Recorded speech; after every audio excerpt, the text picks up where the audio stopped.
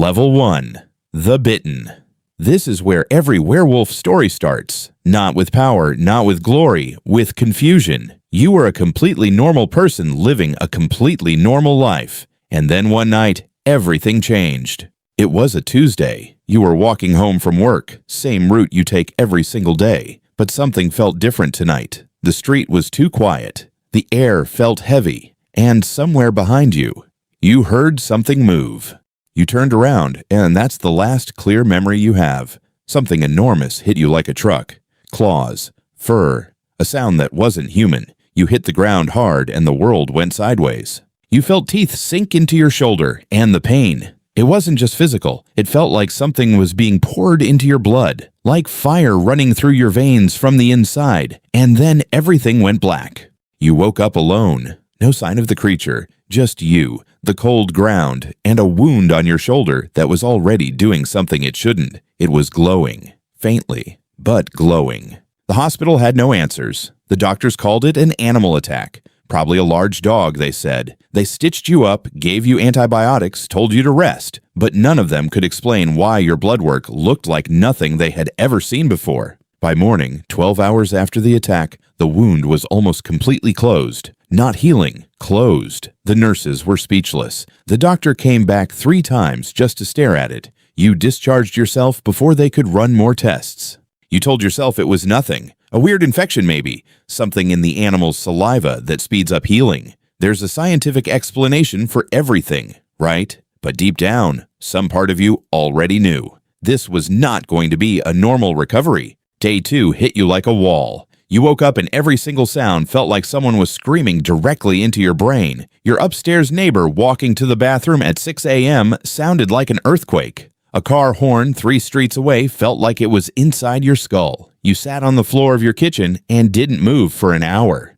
Then came the smells. You stepped outside and almost collapsed. You could smell what your neighbor cooked for breakfast. You could smell rain coming from 40 miles away. You could smell the fear on a dog being walked across the street. Your brain had no framework for this much information. It was beautiful and agonizing at the same time. Day 3. You went for a jog just to clear your head, and you covered 6 miles in under 20 minutes without breaking a sweat. You weren't even trying. Your legs just moved, like something inside you was taking over, upgrading you piece by piece without asking permission. That night, you caught your own reflection in the bathroom mirror. And for just 1 second, maybe 2, you saw something else. Yellow eyes, a jaw that was slightly too wide, hands that weren't quite the right shape. You blinked and it was gone.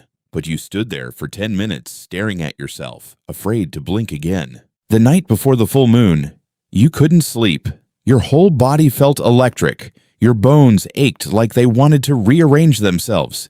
You lay there staring at the ceiling, knowing that tomorrow night something was going to happen. You just didn't know if you'd survive it.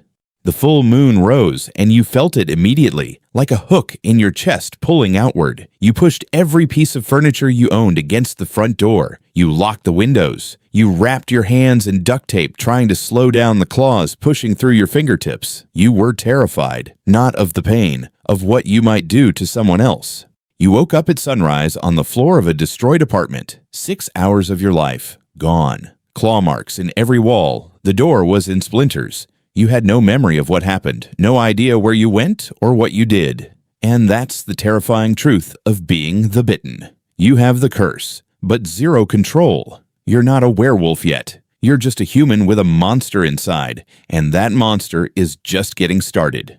Level 2. The Omega. You survived your first transformation.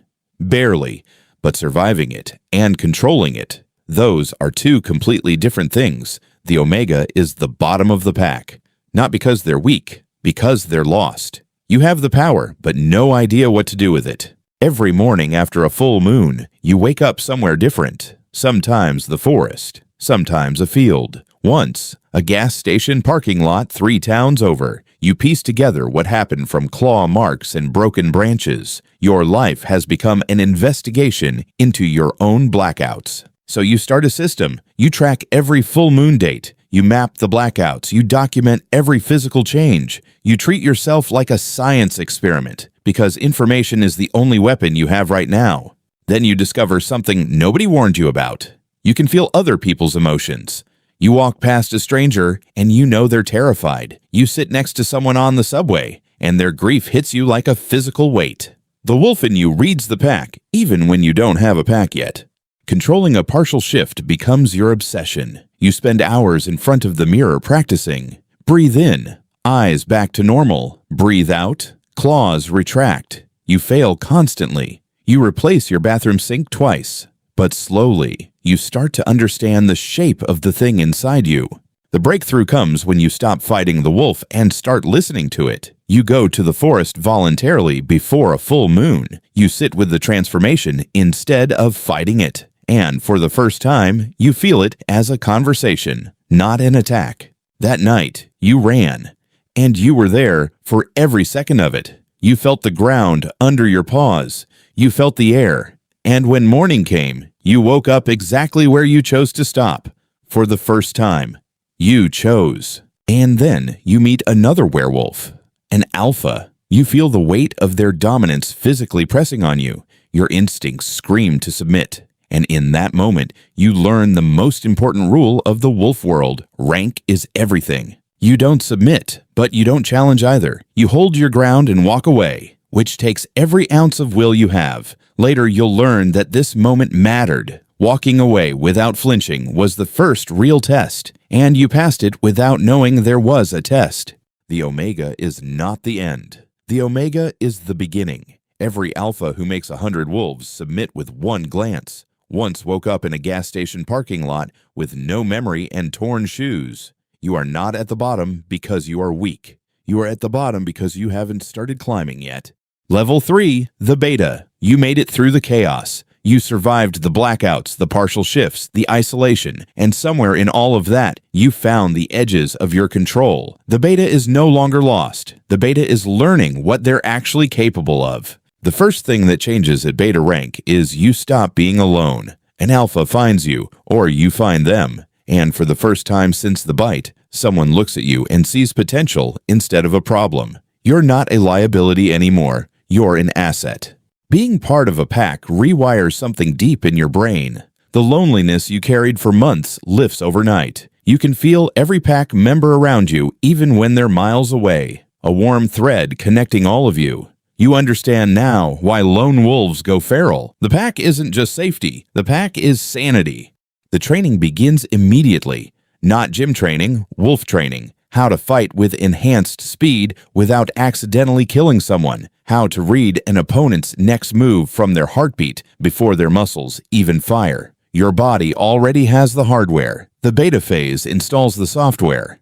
New abilities start surfacing at Beta rank. You send a pulse through the ground and feel everything within half a mile. Animals don't run from you anymore. They stop and watch, like they're waiting for an order. You're starting to carry an authority you haven't fully claimed yet. The Beta is the Alpha's right hand. When two pack members clash, you step in. When the Alpha is away, you hold the line. You didn't ask for the responsibility, but the pack looks to you automatically. And every time you handle it, something in you grows a little more solid. By mid-Beta rank, you can hold a partial transformation for hours without losing yourself. Half-shifted, fully conscious. You exist in the space between human and wolf, and you are comfortable there. This is something most werewolves never achieve. The ones who do, they become dangerous in a completely different way. And then you face your first real threat. A rival pack crosses into your territory. The Alpha looks at you, not to give an order, to see what you'll do. This is the Beta test that actually counts. Not training, not sparring. Real stakes, real consequences, real enemies standing 20 feet away. The Beta phase teaches you one thing above everything else. Power without purpose is just destruction. You are stronger than almost anything walking on two legs. But strength alone doesn't make you a leader. What makes you a leader is knowing when to use it and when to hold it back. The Beta is not the top, but the Beta is the spine. The Alpha leads, but you make sure the pack stays standing. And somewhere in the back of your mind, a question is starting to form that you're not ready to say out loud yet. What happens when you're ready to lead yourself? Level 4. The Alpha. This is where the story ends for most werewolves, not because they die, but because this is as far as they ever imagined going. The alpha is not just the strongest in the room. The alpha is the room. Alpha isn't loud. There's no ceremony, no crown. It happens when the pack turns to you, not because they have to, because they want to. Because something in your presence tells every instinct in their body that you are the one.